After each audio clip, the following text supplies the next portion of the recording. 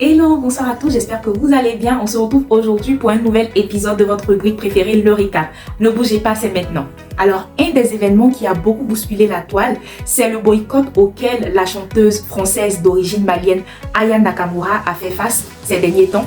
Alors, Aya Nakamura a été désignée pour représenter la France aux Jeux Olympiques qui arrivent. Alors, on a vu certains Français sortis des pancartes, des panneaux comme quoi Aya Nakamura n'était pas éligible et tout. Serait-elle victime de racisme?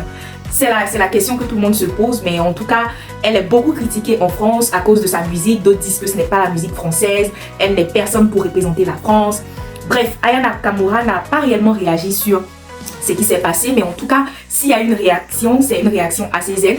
C'est une personne qui ne semble pas être atteinte par tout ce qui se dit auprès d'elle. En tout cas, jusqu'à présent, aucun communiqué n'a été fait pour pouvoir la retirer comme artiste qui représentera la France aux Jeux Olympiques. Donc, nous, on envoie beaucoup de force à Aya Nakamura, qui est quand même une Africaine, même si elle s'est naturalisée française. On se rend compte que jusqu'à présent, certaines mentalités n'ont pas encore changé. Beaucoup de force et de courage à Aya Nakamura, beaucoup de soutien, et on espère quand même qu'elle arrivera à atteindre ses objectifs malgré ce à quoi elle fait face maintenant. Alors, la semaine dernière également, on a tous été témoins du mariage de notre artiste coupé décalé Safarel Obiang. C'était un mariage qui a fait quand même assez de bruit sur la toile parce qu'on a vu que certaines personnes n'étaient pas trop d'accord avec son attitude, qui serait une attitude de personnes qui n'étaient pas contentes lors de son mariage. On voit des vidéos et des images sur lesquelles Safarel n'a pas vraiment une bonne mine quand même. Mais moi je pense que on ne doit pas vraiment tout de suite tirer des conclusions pour dire qu'il n'était pas heureux. C'est quand même son mariage.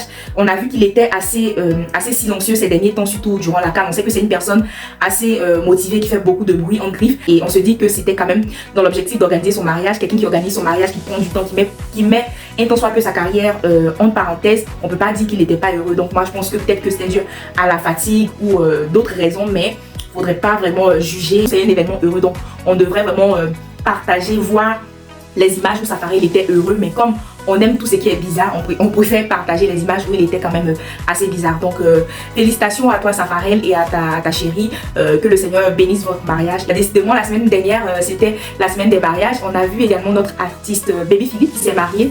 Comparé au mariage de Safarel, c'était un mariage assez silencieux. On a juste vu 2-3 images vidéo qui montraient sa bénédiction nuptiale.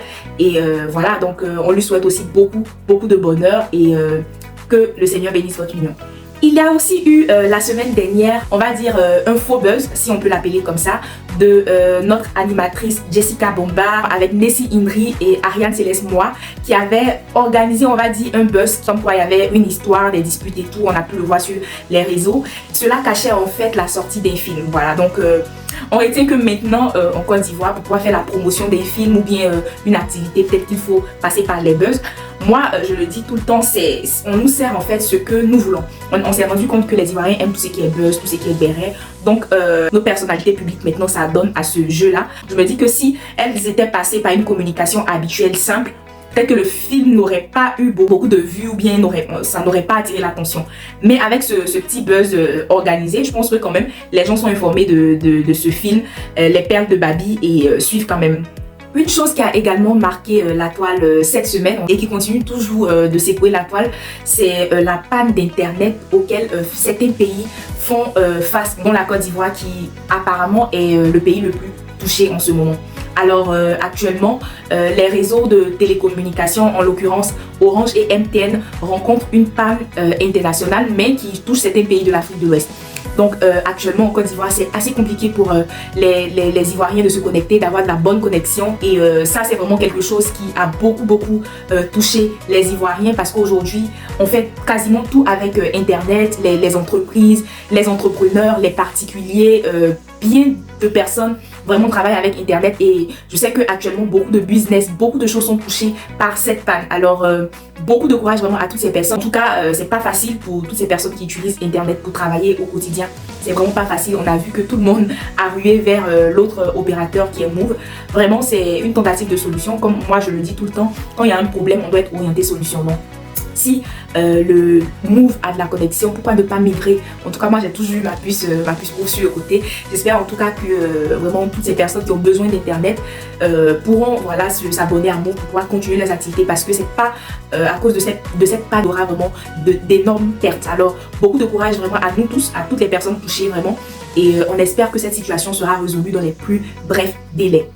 On termine ce récap avec une note assez gaie. C'est notre artiste Maté qui a été récompensé d'un disque d'or à cause de sa chanson Ameachi, qui est sortie quand même en 1996, mais qui a fait l'objet d'un trend sur TikTok principalement, qui a fait vraiment le tour du monde. Et l'artiste a été récompensé il y a quelques jours. Et vraiment, c'est une leçon que nous devons tirer, comme quoi depuis 1996 que sa chanson est sortie, c'est maintenant qu'elle se voit être récompensée. C'est pour dire que il faut jamais baisser les bras, il faut toujours persévérer. En travaillant, on finit toujours par être récompensé. Et surtout que maintenant, les réseaux sociaux peuvent vraiment nous aider à pouvoir faire connaître notre talent, notre travail aux yeux du monde. C'est ce qui s'est passé pour notre artiste. En tout cas, félicitations à elle. Et voilà, nous sommes à la fin de ce récap. C'est toujours un plaisir pour moi de vous retrouver, pour vous partager ce que j'ai remarqué comme actualité de la semaine. N'oubliez pas de mentionner également en commentaire ce que vous y avez pensé de toutes ces actualités, de tout ce qui s'est passé sur la toile. Je vous donne rendez-vous très prochainement pour une autre vidéo. N'oubliez pas de mettre un j'aime, de laisser vos avis en commentaire et surtout de partager la vidéo. Allez, à bientôt.